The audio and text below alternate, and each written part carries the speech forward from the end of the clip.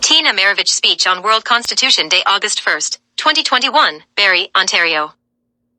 Canada was a colony of the United Kingdom until 1867.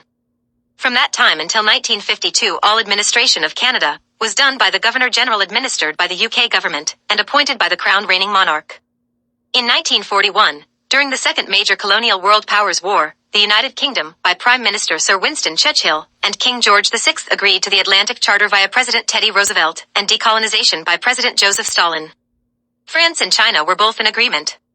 Officially, by the UNSCP5 voted by the entire world in 1948, accepted the terms and conditions of the UN Charter of 1945. Canada, under the Liberal Party of Canada and the Conservative Party of Canada, agreed to amend their constitution and educate all Canadians and First Peoples of Canada on human rights, self-government, and self-determination. This work by King George VI in Canada started in 1952 after he had relinquished all colonialism in India. He died during Canada's transition.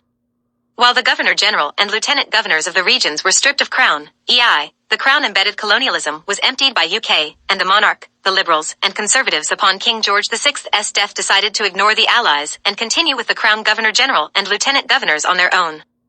They decided to follow the Axis powers and refused to amend the Constitution or educate the Canadian and First Peoples. Liberals, Conservatives, and all elected parties went on until today, breaching the UNSCP5's world-binding laws.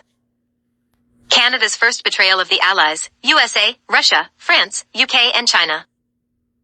1948. Amend the Constitution and educate all citizens on the law of sovereignty and the crime of genocide. The Convention on the Prevention and Crime of Genocide. Article 2. Article 3b. Article 5.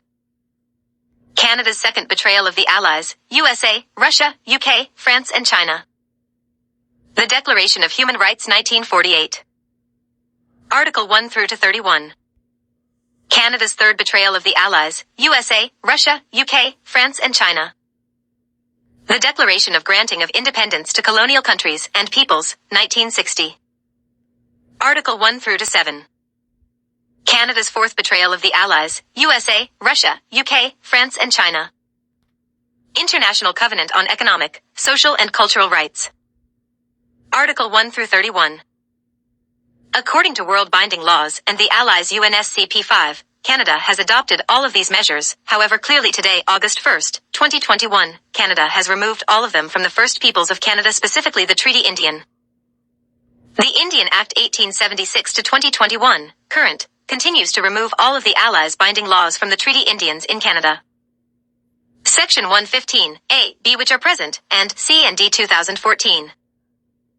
The Constitutional Act of Canada 1867/1982 removes the Canadian Indian and all Canadian second and third from any mention, as well as grants the power over civil rights to provincial government politicians/appointments, Section 92, and human rights to the federal government politicians/appointments, Section 91.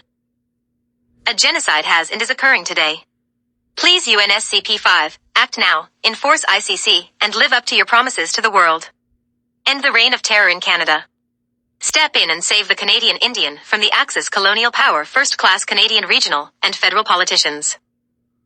Joe Biden, Vladimir Putin, Xi Jinping, Boris Johnson, and Emmanuel Macron, you have an international obligation to impose upon Canada as your forbearance did from 1945 until today.